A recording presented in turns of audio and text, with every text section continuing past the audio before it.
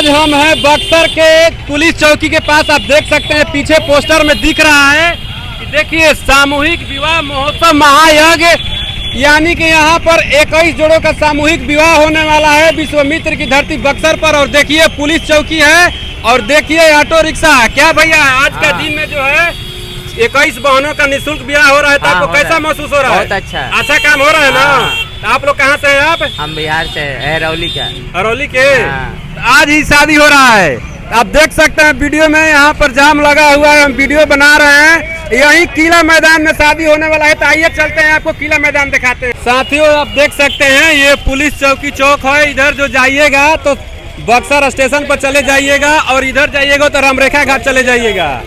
और मेरे पीछे देखिए काफी जाम लग चुका है। सुबह सुबह का नजारा है। आपको डायरेक्ट ले चलते हैं किला मैदान में, जहां पर 21 बहनों का सामूहिक विवाह होने वाला है। चलिए किला मैदान चलते हैं।